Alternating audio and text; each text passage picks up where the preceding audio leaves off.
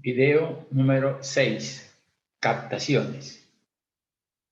Bueno, señores estudiantes, vamos a iniciar este estudio interesante sobre las captaciones, hablando sobre generalidades de las fuentes de suministro.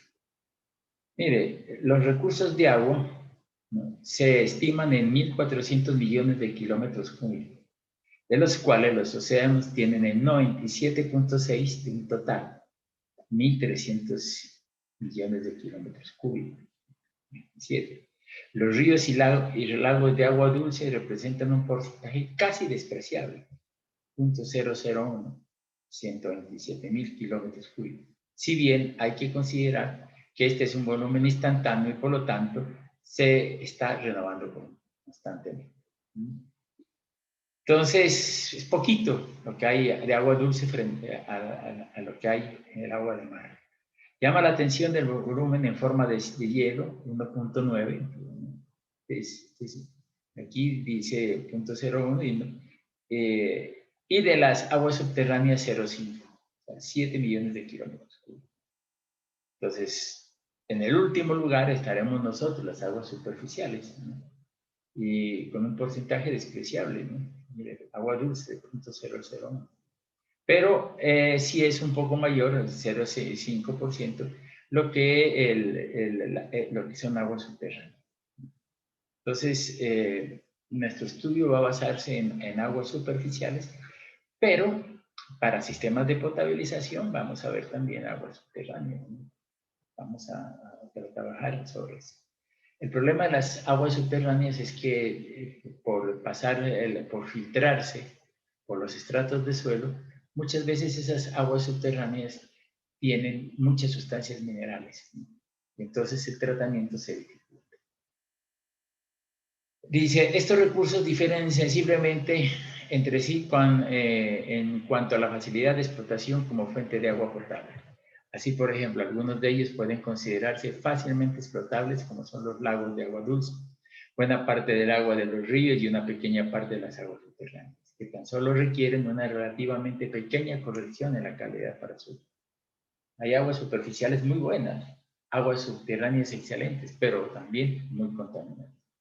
Como puede comprobarse, los recursos fácilmente explotables son muy limitados, estimándose, por ejemplo, que tan solo el 10% del agua subterránea es utilizable por el hombre y no toda ella en condiciones fáciles. Hay zonas donde, por ejemplo, hay agua subterránea, pero son muy duras. Entonces ya veremos nosotros que esta dureza es debido a iones de calcio y de magnesio, y entonces tendríamos que hacer procesos de tratamiento para quitarlo. En cuanto a la aerología del agua, dice, el ciclo hidrológico se podría definir como un proceso que describe la ubicación y el movimiento del agua en nuestro planeta. Es un proceso continuo en que una partícula de agua evaporada del océano vuelve al océano después de pasar por las etapas de precipitación, escorrentía superficial y escorrentía subterránea. El concepto de ciclo se basa en el permanente movimiento o transferencia de las masas de agua tanto de un punto del planeta a otro como entre sus diferentes estados, líquido, gaseoso y sólido. Este flujo de agua se produce por dos causas principales, la energía solar y la gravedad. Aquí tenemos un esquema, ¿no?, ciclo hidrológico del agua. Entonces, las aguas de las montañas, etcétera, de los ríos, lagos, van al océano. El océano, por evaporación, sale por la parte superior. Inclusive los mismos ríos, ¿no?, los humedales y toda la parte del agua, pues se evapora. Y esto llega a las nubes, ¿no? Y las nubes se chocan contra las montañas y se produce densidad. Las montañas están muy altas, más de 4.000 o 5.000, 3.000 ya, ¿no? 3.000, 3.500 ya, bueno, empieza a generar nieve y entonces empieza por las montañas a seguir el ciclo de la desglaciación, ríos, quebradas, ¿no?, quebradas, ríos, y van al océano. Aquí otra vez se mezclan, pero por aquí también hay evaporación, ¿no? En las montañas, en esto, hay evaporación del agua.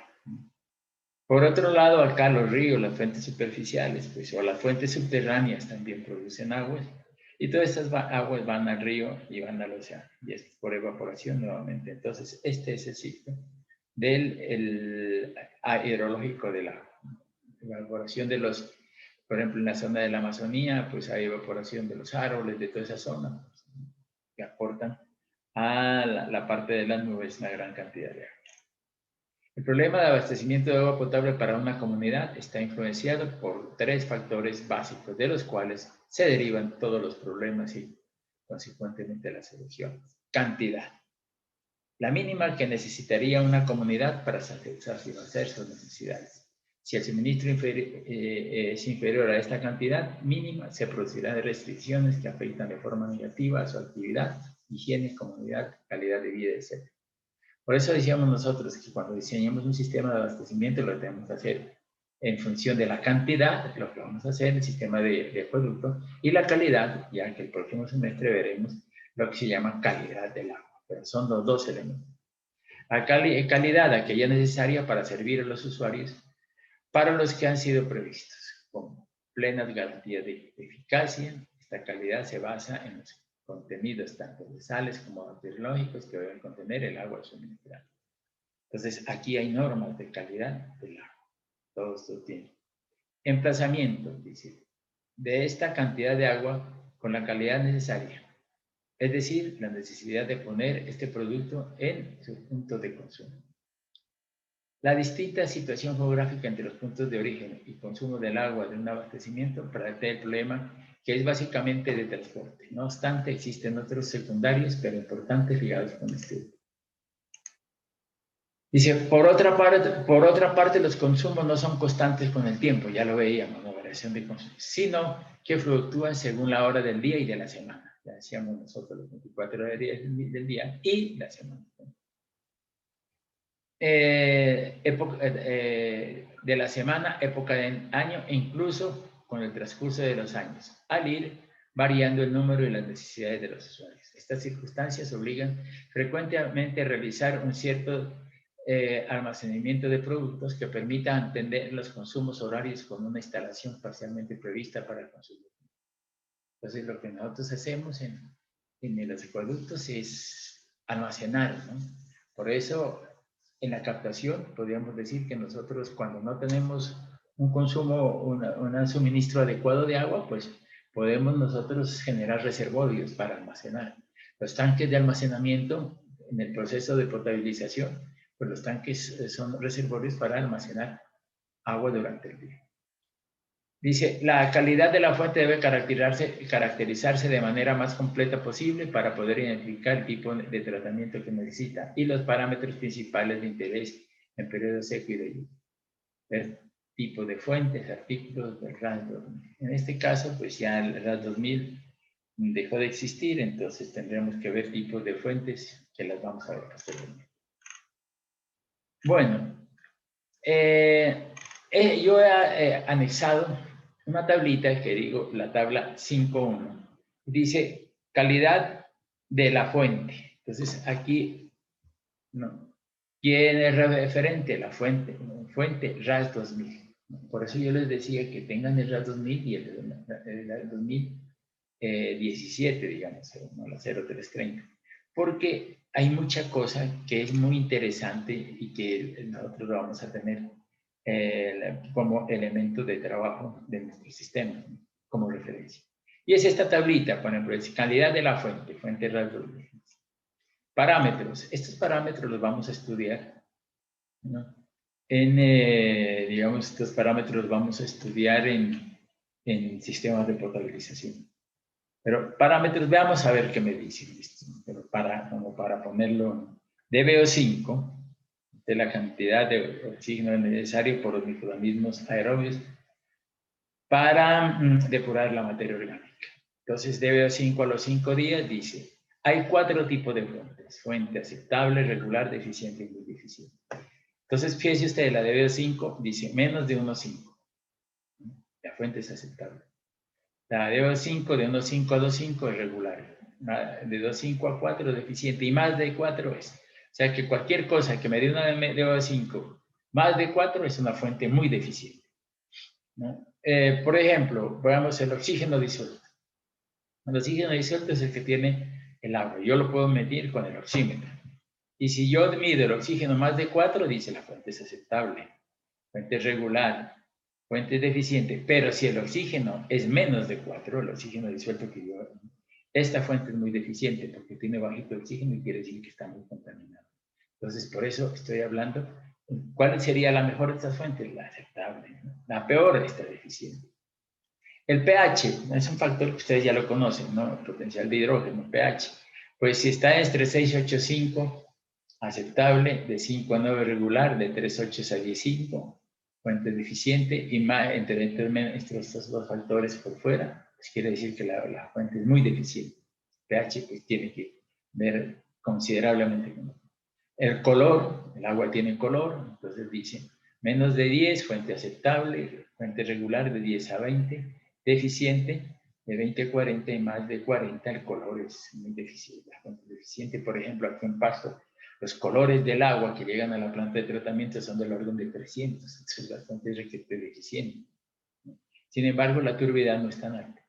Cloruros, pues eso es más de 300, dice la fuente es muy deficiente, o sea que tiene alto contenido de cloruro, sustancias minerales. Fluoruros también dice, menos de 1 o 2 está entre lo aceptable, regular y pues cualquier cosa, por ejemplo, me dijo turbidez 30, entonces yo digo, a ver, turbidez 240, aquí está, pues la fuente es regular. Pero si yo digo turbidez 30, y oxígeno disuelto, digamos, 2. Entonces, turbidez 30, de 20 y 40. Bueno, fuente regular. Pero el oxígeno disuelto yo dije 2, y tiene que ser más de 4. Entonces, aquí el oxígeno hace que la fuente sea regular. ¿Por qué? Porque yo he dicho, aunque esté la turbidez dentro de estos límites, pero el oxígeno disuelto tiene que ser más de 4 para que sea. Entonces, menos de 4, entonces tendría la fuente muy deficiente. Este cuadrito se complementa con esto, el grado de tratamiento, ¿no? ¿Necesita un grado de tratamiento convencional? No, son fuentes buenas. Fuente aceptable y fuente regular no necesita tratamiento convencional. Fuentes eficientes sí, hay veces que necesitan. Y las fuentes muy deficientes necesitan un sistema de tratamiento convencional. Necesitan tratamientos específicos, no, hasta aquí, pero una agua con una fuente muy deficiente, entonces dice tratamiento sí. Procesos utilizados, aquí están los procesos, esto ya lo veremos cuando se trabaje ustedes en cuenta de potabilización. Pero a mí me interesa este cuadrito es para caracterizar la fuente, ¿no? Es decir, que si la fuente es buena, regular, mala, ¿no? Entonces uno ya con esto dice, mire, la fuente es aceptable, entonces el proceso de tratamiento puede ser sencillo. Pero si dice la fuente es muy deficiente, el proceso de tratamiento es complejo. Bien, requisitos para la selección de la fuente. Entonces, aquí tenemos una serie de requisitos para la selección de la fuente. Entonces, dice requisitos hidrológicos. Siempre que hay información disponible, se debe tener en cuenta los siguientes requisitos: análisis de precipitaciones, corriente superficial, infiltración, evaporación, evapotranspiración, caudales, nieves, intensidad, dirección de los vientos, intensidad, de temperatura ambiente, máximas, medias y mínimas. Esto tiene que darse porque ustedes tienen que hacer un estudio, ¿no? Te dijimos que lo primero que hay que hacer es el estudio de la fuente.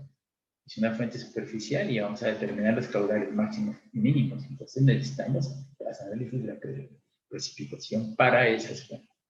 Debe utilizarse primero la información con los datos más recientes de la red hidrometeorológica nacional propia de la cuenca y particularmente en el sitio de captación con el siguiente orden de probabilidad, ¿no? De tipo de serie, instantánea, diaria, mensual. La longitud de la serie debe ser como mínimo de 10 años. Análisis de la calidad de la información, lineamientos desarrollados por las comunicaciones nacionales, modelos de lluvia, escorrentía y curvas de duración de caudales. Miren ustedes, ¿por qué le digo yo esto? Porque necesitamos todos esos datos anteriores que hemos dicho para generar nuestra curva de intensidad, frecuencia y duración. Y con el tiempo de duración de la lluvia y la intensidad, vamos a determinar con el tiempo de duración de la lluvia y la frecuencia, vamos a determinar la intensidad para, por el método racional, que es igual a Q es igual a Q es igual a C por I por A, pueda determinar yo cuál es el caudal máximo, el caudal mínimo, la información barimétrica del sitio de toma, o sea, los caudales, ¿no? Los demás requisitos relacionados con el tema exigidos por la autoridad ambiental. Capacidad de la fuente superficial. Este es un elemento muy importante, ¿no?, que nos trae la nueva reglamentación. Dice, el caudal correspondiente al 95% del tiempo de excedencia en la curva de duración de caudales diarios, Q95, debe ser superior al caudal máximo diario más el caudal ecológico. Aquí entran dos elementos. ¿Miren? Aquí hay dos, caudal máximo diario, lo que habíamos hablado, ¿no? Ya lo tenemos, más el caudal ecológico. Digan ustedes que el caudal máximo diario fue 50 litros por segundo. Más el caudal ecológico que sean unos 10 litros por segundo, que lo hemos calculado, y entonces son 60 litros por segundo. Entonces dice, el caudal correspondiente al 95% del tiempo de excedencia de la curva de duración de caudales diarios debe ser superior al caudal máximo diario más el caudal ecológico. O sea que el 95% del tiempo, ¿no?, debe ser el caudal mayor al caudal máximo diario más el caudal ecológico. Si yo tuviera 50 y el ecológico 10, sería de 60. Entonces, el 95% del tiempo, el caudal de esa fuente tiene que ser mayor, ¿no?, a 60 litros por segundo. O sea que en alguna época del año, de pronto el caudal pueda ser un poquito inferior a 60, pero muy poquito, ¿no? O sea, el 5% de todo el tiempo puede ser menor, pero la mayor parte pues tiene que ser teniendo en cuenta el caudal ecológico. Si una fuente es insuficiente para cumplir el requisito anterior durante algunas épocas del año, deberá plantearse soluciones complementarias como regulación, ¿no?, o nuevas fuentes. Entonces, esta es regulación de los que, regulación de los consumos, ¿no?, o nuevas fuentes. En caso de nuevas fuentes, el caudal máximo diario será la suma de las fuentes disponibles, preservando el caudal ecológico de cada una de ellas. En caso extremo, se deberá construir reservorios, estudiar la posibilidad de aguas subterráneas o disminuir los requerimientos de dotación. Entonces, miren, cuando no lo hay, dice, en caso, se deberá construir reservorios. Esos son tanques grandes. Tanques grandes, por ejemplo, en Cali tienen reservorios, ¿no?, para cuando el río está muy contaminado, entonces cogen el agua del reservorio. Y nosotros también podríamos decir, almacenar una cantidad de agua en el reservorio para que, si el consumo es menor que el caudal máximo diario más el caudal ecológico, pues lo puede acoger agua del reservorio. En caso extremo, se deberán construir reservorios, estudiar la posibilidad de aguas subterráneas, alternativa, ¿no?, o buscar sumar fuentes, o el último, disminuir los requerimientos de la dotación, pero no disminuir el periodo de visión. Requisitos hidrológicos para la selección de la fuente subterránea. Bueno, esto lo pueden leer ustedes, pero no nos interesa en este caso porque no vamos a trabajar aguas subterráneas. Entonces, bueno, entonces dice requisitos para el diseño de estructuras de captación superficial. Esto sí lo vamos a trabajar, ¿no? Para efectuar el diseño de las obras de elementos encargados de la captación de agua para el consumo humano, debe tenerse en cuenta las siguientes consideraciones. Los diseños deben contemplar de manera integral el conocimiento de la hidrología, de la geomorfología y de la hidráulica de la fuente de captación, y se debe evitar la modificación o alteración de los cursos de agua. Muchas veces alteramos los cursos de agua y esas modificaciones me traen problemas posteriormente, ¿no? Se modifican y esas modificaciones, el agua tiende a ir por su curso natural. Y si nosotros le modificamos el curso, muchas veces vamos a tener problemas por esa modificación. Y eso ha pasado aquí en Nariño, va por allá por el Charco, ¿no? Se tenía el río, digamos, Santiago, si quiere.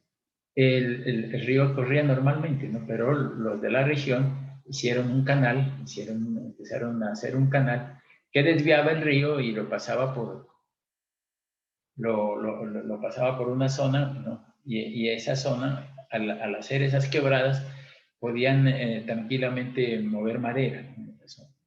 Lo que resulta que al poco tiempo abrieron tanto ese canal que el río se fue por ese canal. Y al irse por ese canal se topó con la población y hubo daños en la población, ¿no? Entonces se está tratando de minimizar ese impacto de esa fuente que se alteró. Bueno, la captación debe ubicarse en tramos rectos del cauce. De no ser posible, debe localizarse en la orilla extrema de una curva, en una zona no susceptible de erosión. O sea, las captaciones, ¿no? en el tramo recto. Y en la orilla externa, porque en la orilla interna va a haber mucha sedimentación. Entonces, el diseño deberá garantizar la altura de muros de protección y la estabilidad de las obras ante eventos decrecientes. Fíjense ustedes, elementos con un periodo de retorno de 100 años. O sea que cuando ustedes hagan sus curvas de intensidad, frecuencia, duración, tienen que hacerla para una frecuencia o un periodo de retorno de 100 años. Eso es normal. De igual forma, se debe efectuar un estudio de riesgo de la estructura que contenga como mínimo los análisis de estabilidad, al deslizamiento, el volcamiento, la protección y su excavación y la sucesión. Con estos datos de caudal yo puedo determinar cuál es mi estructura, ¿no? Entonces ya se hará estudios, análisis de suelos, que también necesitamos nosotros, el análisis estructural, etc. Las obras de captación que estén localizadas en ríos navegables no deberán planificar en sitios donde puedan interferir el movimiento de las embarcaciones. Esto es un peligro, ¿no? Ríos navegables y le mandan una captación grandísima y ahí se pueden chocar, ¿no? las lanchas, etcétera, ¿no? Canoas y lanchas que vayan por ahí, por lo menos. Entonces, por eso lo que hacemos nosotros es generar captaciones de tipo lateral. En casos en que las captaciones requieran equipos de bombeo, se debe garantizar la disponibilidad de energía eléctrica, ya sea por el mismo sistema interconectado o por otras alternativas de generación. Si yo tengo un río, pues yo tengo que llevar allá, pues si tengo que bombear, tengo que generar energía eléctrica bomba.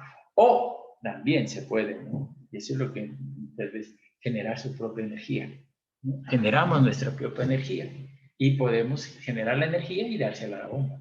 Entonces, ponerla en el río, una Kaplan, una Kaplan o una Francis, y hacer mover las turbinas y generar la energía y con esa que vaya así va como bomba. Bueno, la zona de la bocatoma debe disponer de los medios de protección y cercado para evitar la entrada de personas no autorizadas. Debe diseñarse los dispositivos de rejillas, como el bocatoma, y cribados necesarios para evitar el ingreso de objetos gruesos, así como pantallas para eliminar el ingreso de material flotante. Esto hay que conectar, entonces la captación, hay que hacerle rejillitas para que el material grueso no se entre. Toda captación deberá contar con los elementos de control necesarios para resolver los excesos de agua captados al cauce de la curva y evitar de esta forma el ingreso de caudales mayores al diseño del sistema de erosión. Los diseños de captaciones que prevean la implementación de diques estabilizadores de nivel con vertedero deberán contemplar la estabilización del flujo de aguas mediante mecanismos de disipación de energía. Y esto lo vamos a hacer, disipadores de energía, ¿no? Hay cámaras de quiebre de presión o también vamos a generar colchones de amortiguación para que, si estamos hablando de una estructura o una especie de presa, pues se genera un colchón de amortiguación. Definición de las captaciones, se dice con este nombre se designan las obras que se proyectan en los ríos y lagos acuíferos con el fin de derivar de ellos el caudal necesario para un acueducto río. El término genérico utilizado para las obras de concesión, de derivación o toma de los ríos es bocatoma. Cuando se capta agua derivada de un curso superficial, la bocatoma consiste en una estructura acoplada a un canal de derivación donde se encuentran empotradas las rejas. Vamos a ver por aquí, por ejemplo, vamos a ver, aquí hay una captación, ¿no? Con rejitas, una captación con rejas, ¿no? Y vamos a ver si aquí está el sistema de bombeo, ¿no? Bueno, ya posteriormente veremos las rejas. No nos enredemos tanto en esto. Bueno, tipos de captaciones, dice. Considerando el río como una parte del sistema ecológico, las obras de toma se constituirán en un obstáculo para el libre escurrimiento del agua o en una intervención sobre un medio natural que dará lugar a modificaciones del estado de equilibrio. Obra, ¿no? Un obstáculo para el libre escurrimiento. Decíamos que no podemos meter las bocatomas ahí en ríos navegables, sino que hay que hacer algo. O una intervención sobre el medio natural. Le vamos a quitar al río agua. Muchas veces le quitamos la totalidad del agua, aguas abajo que en cero, pero ahora no se permite, ¿no? El caudal debe ser caudal de color. En cada caso particular deberá primar el criterio del ingeniero para escoger el tipo que sea más conveniente, de acuerdo con las condiciones locales del proyecto en cuestión. Entonces, miren ustedes, el criterio del ingeniero es importante, ¿no? Nosotros lo que vamos a dar es criterios de tipo general. Vamos a decir, bocatomas de fondo, bocatomas laterales, bocatomas flotante, presas derivadoras, toma de manantiales, etc. Pero ya cuando uno sabe de esto, pues ya dice, este es el tipo de captación. Y más o menos lo que vamos a hacer nosotros es generalizar, pero ustedes ya supo, porque cada proyecto es particular. Por eso dice el criterio del ingeniero, ¿no? El diseño de obra de toma deberá ser realizado en asociación a las condiciones naturales existentes, a los procesos que están en desarrollo y a los impactos posteriores que se generan a consecuencia de la intervención. Asimismo, su diseño deberá involucrar los cálculos propios de la hidráulica, las estructuras y la geotecnia. Hidráulica, estructuras y geotecnia. Hidráulica para el agua, estructuras, diseño de las presas, ¿no? La parte estructural, y la geotecnia del suelo, de donde se va a cimentar esto. Entonces dice, existen diferentes tipos de bocatoma, ya que cada captación es un problema con características de diseño específico. Las captaciones se dividen en dos grandes grupos, superficiales y subterráneas. Se dividen las mismas en la siguiente manera. Captaciones flotantes que se hacen en los ríos, toma torre de toma en represa. Muchas veces las represas son para represar como reservorios, ¿no? Entonces, parte del agua se va al acueducto, entonces hacemos obras de manantiales, de fondos sumergidas, para poblaciones, digamos, para caudales pequeños y medianos, laterales, mixtas, tubar basculante, la captación de aguas lluvias, ¿no? Hace unos días estaba oyendo esto, ¿no? La captación de aguas lluvias, que poco se hace. Pues vamos, vamos a dar un ejemplo de cómo captar las aguas lluvias y cómo tratarlas, ¿no? Cómo diseñar un sistema de aguas lluvias, digamos, para una pequeña, poca lluvia. Captación en el suelo, miren, podemos hacer. Y evaporación del agua de mar, ¿no? Esto, podemos nosotros el agua ponerla a hervir y digamos, a hervir, digo en término, ¿no? Al calentarse el suelo y la evaporación lo podemos coger. Las captaciones subterráneas son pozos profundos y galerías filtrantes, ¿no? Nosotros colocamos un tubo, y vamos al fondo, pues y extraemos de ahí una cierta cantidad de agua. Lo que tenemos que hacer es hacer un análisis de calidad del agua, porque de pronto las aguas subterráneas muchas veces no sirven. Entonces veamos a ver la captación de aguas superficiales, localización. La captación debe estar ubicada preferiblemente en los tramos rectos, como habíamos dicho, de los ríos, con el fin de evitar erosiones y sedimentaciones, embarques y azotes. En el caso de que sea imposible ubicar la captación en una zona recta, deberá situarse en la orilla externa de una curva, en una zona donde no haya evidencia de erosión por causa de cursos de agua.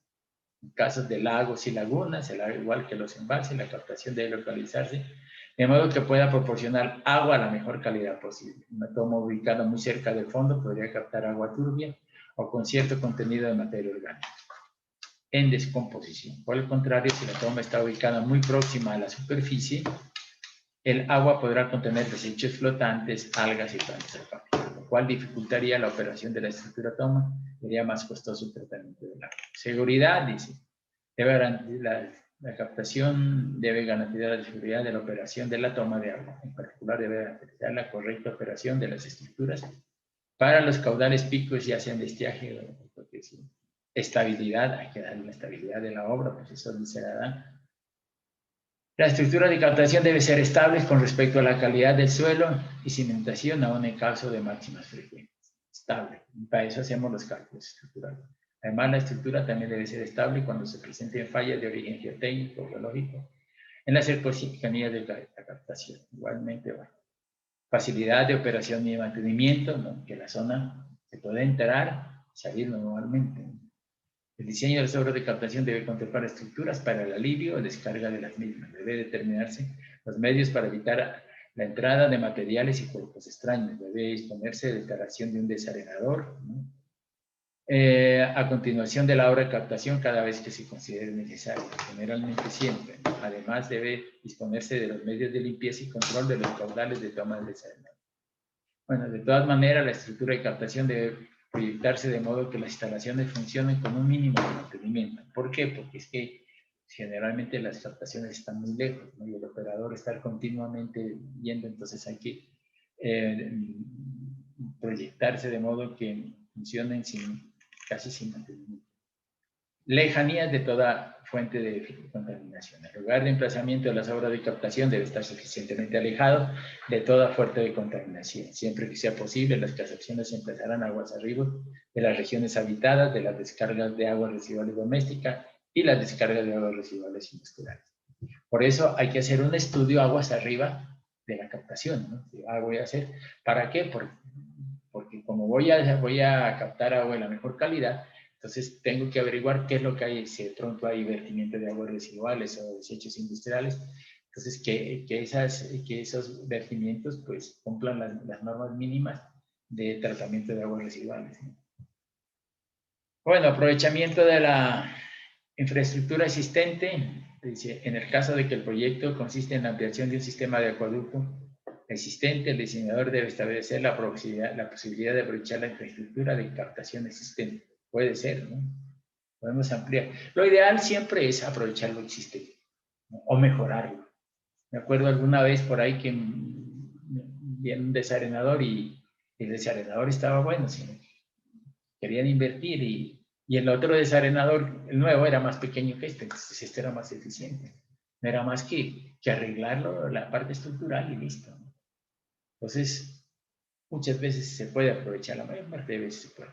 En caso que decida aprovecharla, las obras deben plantearse de modo que las interrupciones en el servicio de las estructuras existentes sean las mínimas posibles. Interferencia de la navegación, ya habíamos visto, ¿no? Desviación de los cursos, evitar al máximo acceso. Las obras de captación deben localizarse en zonas de acceso fáciles que permitan las operaciones de reparación, limpieza y mantenimiento. En caso contrario, deben construirse vías que permitan el acceso, adquiriendo servidumbres de paso. Entonces, eso es importante, porque tenemos que siempre estar en la captación, haciendo operación, mantenimiento y limpieza. Por lo tanto, hay que hacerle ahora de acceso directo a esa parte. Cerramiento, dice, de la zona de la bocatoma debe disponer de los medios de protección y cercado para evitar las zonas de personas y animales extraños a la zona de la bocatoma. Iluminación, bueno, en el caso de que la bocatoma incluya bombeo, debe proveerse la iluminación adecuada. Entonces, si hay bombeo, pues toca llevar la energía eléctrica a la obra allí y de ahí disponer de una cierta energía y para bombillas, ¿no? Dentro de la captación. Vulnerabilidad y confiabilidad. Debe hacerse un estudio para establecer el nivel de vulnerabilidad de la estructura TOM. En caso de tener alta vulnerabilidad, el sistema TOM debe ser redundante para las estructuras pertenecientes a las poblaciones medianas y grandes. Bueno, entonces tenemos aquí bocatomas de, ¿qué es?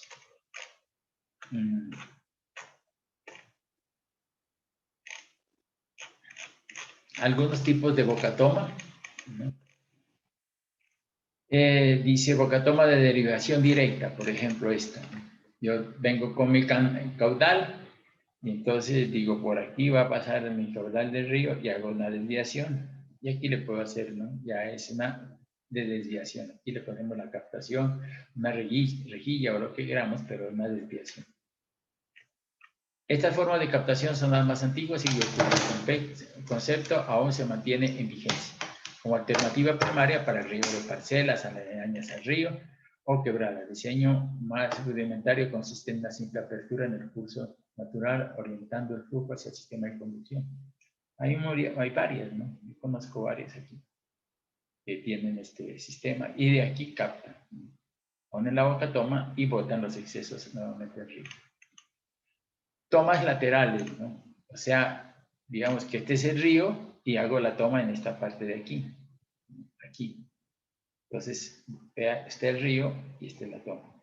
Y aquí vendría un murito, ¿no? Para que el agua vaya por la toma lateral. Entonces dice, aconsejable en el caso de ríos caudalosos de gran pendiente y con reducidas variaciones de nivel a lo largo del periodo hidrológico. Caudalosos de gran pendiente y con reducidas variaciones de nivel a lo largo del periodo hidrológico. Este tipo de captación, la estructura se ubicará a la orilla y a una altura conveniente sobre el fondo. Teniendo en cuenta el nivel de las aguas mínimo en épocas de estiaje, deben permitir captar el caudal de diciembre. Entonces, mire, este es un murito lateral, ¿no? Esta es una estructura, un muro lateral, y aquí, sobre este muro, hacemos una rejilla, por eso se dice una rejilla de toma lateral, porque la toma está lateralmente. Toma sumergida, aconsejable en el caso de cursos de agua con márgenes muy extendidas y navegables. La forma debe instalarse de modo que se dificulte. La toma debe instalarse de modo que no se dificulte la navegación presente en el curso de agua. Entonces, aquí tenemos una captación sumergida, de fondo sumergida, toma sumergida. Y viene el agua y aquí hay una rejilla y por debajo de la rejilla hay un hueco que nos lleva a una cajilla que está fuera de esta parte del esquema.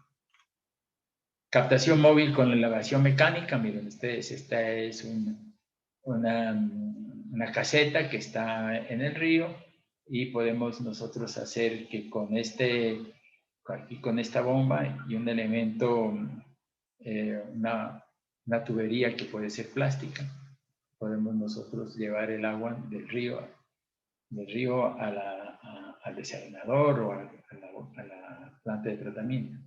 Entonces, esta boca toma está, ¿no?, de esta manera emplazada. O también podemos hacer un corte de esto. Y mire, esta es la bomba, ¿no?, los pozos de succión, elevamos, ¿no?, y llegamos al terreno. Y aquí tenemos unos dos rieles que están emplazados en el río. Y entonces lo que hace la caseta es subir y bajar. Aquí pues tenemos un material, un codo escualizable en esta parte para moverlo. Dice, en ríos de gran caudal que tengan variaciones estacionales de nivel importantes durante el periodo hidrológico, por economía debe proyectarse la captación sobre una plataforma móvil que se apoye en rieles inclinados en la orilla del río y que sean accionadas por poleas diferenciales. Sistemas, ¿no? Lo puedo tener aquí con rieles aquí y este material subido. Captaciones mixtas, si la fuente tiene variaciones considerables de caudal y además el cauce presenta cambios frecuentes en el curso o es inestable, debe estudiarse y analizarse la conveniencia de una captación mixta que opera a la vez como captación sumergida o captación lateral. Podemos nosotros decir que podemos tener una captación aquí y también aquí en este muro otra captación, entonces sería mixta, ¿no?, lateral y de afuera. Toma de diques de rejilla, ¿no? Estos sistemas sirven son presitas, ¿no? Y aquí, fíjense ustedes, por debajo va un tubo y va a la parte de la aducción. Dice, este tipo de toma debe utilizarse en caso de ríos de zonas montañosas, cuando se cuente con buena cimentación o terreno rocoso, y en caso de variaciones sustanciales del caudal en pequeños cursos de agua. Este tipo de captación consiste en una estructura estable de varias formas. Lo más común es la rectangular, la estructura ya sea en canal o con tubos perforados localizados en el fondo del cauce. Debe estar localizada perpendicularmente a la dirección de la corriente y debe estar provista con una rejilla metálica para retener materiales de acarreo de cierto tamaño. Es una presita y aquí un canal y de aquí sale la aducción. Y aquí tiene que tener una rejilla. Este tubito de aquí es para, esta es la presa y entonces aquí habrá materia en el fondo y podemos abrir esa válvula y limpiar. Presas de derivación, dice este tipo de canalización es aconsejable por razones económicas en cursos de agua preferentemente angostos y cuando se presenten prolongadas épocas de niveles bajos. La presa tiene como objetivo elevar el nivel del agua de modo que éste garantice una altura adecuada y constante sobre la boca de la captación. De acuerdo con las necesidades de abastecimiento y con el régimen de alimentación, se pueden proyectar torres de toma como sistemas de captación de lagos embalses, los cuales tendrán entradas situadas a diferentes niveles con el fin de poder seleccionar la profundidad a la que se capte el agua. Por aquí hay una presa de captación. Vamos a ver. Bueno, mire este. Y esto tiene aquí diferentes, capta aquí o acá o arriba, dependiendo de los niveles de agua. Pero esta es una presa, toma de presa. Bueno, entonces, presa de derivación, cámara de toma directa. Este tipo de captación se recomienda para el caso de pequeños ríos de llanura, cuando el nivel de aguas en estos es estable durante todo el periodo hidrológico. Muelle de toma, dice, esta captación se recomienda en el caso de ríos con variaciones sustanciales de niveles de agua y cuando se pueden aprovechar obras costaneras ya existentes, como muelles, puentes. Entonces, ¿qué hace la muelle de toma? ¿No? Baja y sube, es como un codo que tengo al final y puedo yo subirlo o bajarlo. Entonces, si yo subo o bajo, entonces subo cuando el nivel del agua es alto o lo bajo cuando el nivel del agua es bajo. El agua va mermando. Otras captaciones, dice, captaciones directas por agua, lluvias y agua natural del mar. En caso de que no existan fuentes superficiales o fuentes subterráneas en las cercanías de las zonas por abastecer, podrá utilizarse otro tipo de captación, en las cuales se incluyen directas de agua y lluvias, como les decía, vamos a trabajar, evaporación del agua del mar. Sin embargo, estas captaciones deben asegurar las dotaciones mínimas correspondientes para sistemas de producto, objeto del diseño o la construcción. Entonces, aquí aparecen lo primero que son las captaciones flotantes, ¿no? Miren ustedes, me parece que es en el río Putumayo o en el río Mira. Entonces, es un planchón, ¿no? Aquí están las bombas, es una caseta y acá pues, tendrá las tuberías de succión por aquí, ¿no? Y entre el planchón y el terreno, pues existe un puente, ¿no? Puede ser puente metálico, ¿no? ¿Para qué? Pues para pasar por ahí la tubería.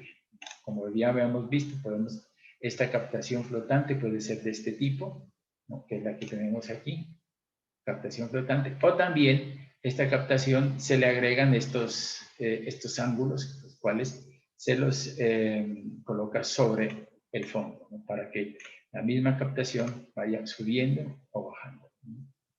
Entonces, esas son las captaciones flotantes. Miren aquí otro tipo de captación flotante, ¿no? Tenemos un tubo y aquí el río está allí. Por presión atmosférica el agua sube hasta aquí y de aquí le están botando. O también podemos tener tanques, ¿no? Una serie de tanques flotantes y sobre esto un motor y por aquí dando la captación. Bueno, aquí está, dice, en el caso de que el equipo de bombeo se encuentre ubicado en una de las orillas, ya lo ven allí, ¿no? El filtro sobre la estructura flotante debe observarse los siguientes aspectos, ahí vienen los aspectos del tratamiento. Entonces aquí están algunos aspectos de diseño sobre estas fuentes. Vamos a ver torres tomas empresas derivadoras. En caso de abastecimiento para ciudades que demanden altos gastos de consumo de agua, una estructura de captación adecuada para una represa puede ser una torre toma, figura 5.2. El sistema consiste en construir una toma con entradas y salidas a diferentes niveles para poder tomar el agua lo más superficial mediante el accionamiento de las compuertas respectivas. Para el acceso a la caseta situada sobre la torre se proyecta un pequeño puente, se efectúa en marcha. Entonces aquí, por ejemplo, ¿qué tenemos? Aquí un puente y aquí diferentes, cuando el nivel del río está bajo, pues accionamos esta. Si el río está de medio, accionamos esta, o así está alto, accionamos esta.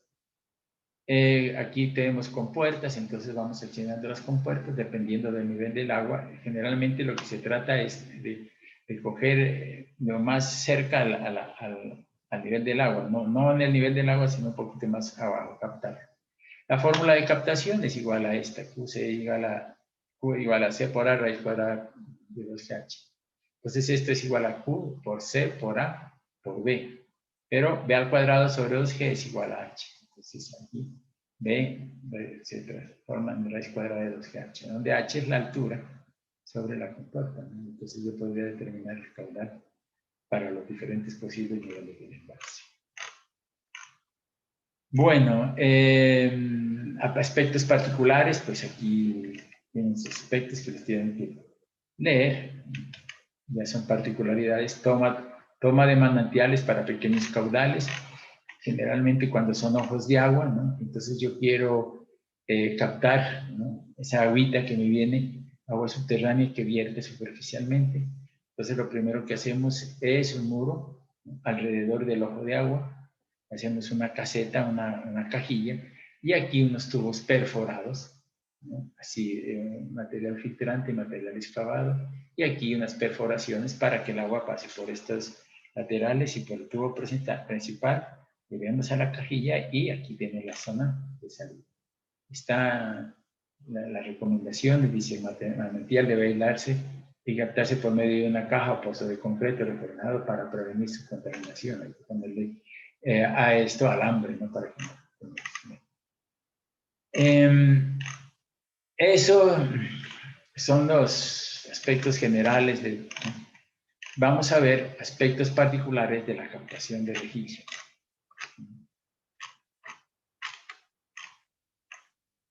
Dice, en caso de que la obra de captación involucre una toma de rejilla, deben cumplirse los siguientes requisitos. La toma de rejilla debe ser un pequeño muro transversal a la corriente, con una rejilla superior de captación que permite el ingreso de agua y limite la entrada de los materiales sólidos. Entonces, aquí tenemos, por ejemplo, esta es la rejilla. Entonces, esto es esta es captación de fondo, para pequeños y medianos caudales. Entonces, hago un muro lateral, hago otro muro lateral en esta parte, y aquí coloco la rejilla. Y debajo de la rejilla yo le coloco una canaleta, miren, esta es canaleta que va a descargar a esta cajilla. Es muro lateral, muro lateral. Aquí la rejillita, debajo de esta un canal que tiene una pendiente y descarga a esta cajilla, a esta cámara de salida. ¿Qué tiene por aquí? Pues los muros laterales, y este es una presa tipo krill, un dique tipo krill. ¿Qué quiere decir esto? Que el agua va a venir por aquí, va a descargar en este dique, y aquí vamos a tener en esta parte una estructura de amortiguación.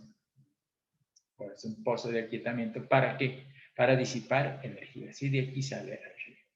El agua, cuando viene por esta parte, por esta cajillita, vierte a esta cámara de salida. Esta cámara de salida tiene un tubo, aquí lo alcanzamos a ver, un tubo de salida al desarenador, que es este, y un vertedero de excesos. Entonces, cogemos, por ejemplo, digamos que este caudal sean de 20 litros por segundo. El caudal máximo diario sean 20. Yo en la rejilla, pues 2 caudales máximo diario, capto 40. Entonces me verán 40 por aquí, serán por aquí, pero solamente me pueden salir 20 por acá. Entonces yo, de esos 40 que he captado, llevo 20 por aquí y los excesos los boto por aquí y salen por esta descarga, ¿cierto? Entonces para eso me sirve. No voy a llevar los 40 por acá, sino el caudal de diseño, que es estos 20, y entonces los caudales de excesos, estos 20, los descargo directamente aquí. Por eso tenemos nosotros allí, dice, la bocatoma debe estar constituida por lo siguiente. Dice, la toma de rejilla debe ser un pequeño muro transversal a la corriente con una rejilla superior de captación que permite el ingreso de aguas y limite la entrada de los materiales sólidos. La bocatoma debe estar constituida por siguientes: una rejilla de captación, un canal de captación, ya lo vimos, una tubería o canal de conducción, una compuerta que permite la regeneración de caudales y una cámara desarenada. Entonces, todos estos elementos los vimos aquí. rejillita, aquí hay un vertedero de excesos, aquí también puede haber una compuerta para botar los sólidos que se pueden depositar en esta cajilla y sacarlos por aquí. Y aquí también podemos tener una válvula, ¿no?, que me suspenda el servicio cuando yo quiera que no vaya el agua al desalinado. Dice, en los casos en que la conformación de la sección transversal del río así lo requiera, se proyectará un muro de causamiento transversal que oriente las líneas de corrientes a la rejilla en época de estiaje. Entonces, por ejemplo, aquí, este es el muro abajo, pero nosotros hacemos una altura aquí, le damos una altura a esta parte, y entonces, ¿por qué? Porque en épocas de verano, yo no quiero que se me vaya por acá el agua, entonces hago este muro de arriba, más arriba de este muro que está aquí, para que cuando venga el verano, pues toda el agua se vaya por la rejilla. Bueno, en caso el agua será captada, la rejilla y el canal de recolección se calcularán para un caudal equivalente de 2 veces el caudal máximo diario. Por eso decíamos, si yo voy a llevar, si el diseño de esta, por ejemplo, si yo digo el caudal máximo diario son 20 litros, entonces esta la diseño para 2 veces 20 litros, o sea, 40. O sea que cuando lleguen 40, se me vayan 20 por aquí y los otros 20 los dejo de exceso. La rejilla será de hierro fundido preferiblemente con perfiles o en su defecto con barras paralelas entre sí colocadas en sentido de la corriente. La rejilla estará formada por secciones removibles con el fin de facilitar su limpieza. No se aceptará la colocación de mallas por la dificultad para la limpieza. El canal de captación debe tener una pendiente alta, ¿no?, el capaz de impedir la sedimentación de arenas y el material de arrastre que ingrese a través de la rejilla. El dimensionamiento de dicho canal permitirá conducir la totalidad del agua captada en toda longitud de la rejilla. O sea, este canal, vamos a dar a este canal, le vamos a dar una pendiente para que no sea esto un sedimentador, sino que caiga aquí. Bueno, el ancho, el cálculo debe realizarse con base a los lineamientos clásicos para las conducciones a superficie libre. Yo diría conducciones para las conducciones a superficie libre y flujo gradualmente variable. El ancho de la base del fondo del canal debe permitir las operaciones de limpieza mediante elementos manuales. Aguas arriba y aguas abajo del canal de captación debe construirse un enrocamiento en toda su longitud con un ancho no menor de 3 metros y una profundidad media de 0,60 metros como protección contra la acción erosiva de la corriente. Aquí tenemos que nosotros colocar a 3 metros de aquí un enrocado, ¿no?, sobre el piso para proteger la estructura. Bueno, la tubería o canal de conducción tendrá por finalidad servir de enlace entre el canal de captación y el desalinador. Esta tubería puede ser proyectada, enterrada o a cielo abierto, dependiendo de la topografía de la zona de captación. Bien, entonces aquí vamos a dejar allí, ¿no? Tenemos para empezar lo que se llama lo de captaciones de fondo o sumergidas, ¿no?, que es el primer elemento que vamos nosotros a estudiar. Entonces vamos a trabajar sobre captación de fondos para gastos pequeños, que es esta estructura que tenemos. Bueno, señores estudiantes, muchas gracias. Gracias por su atención y, como siempre, energías positivas.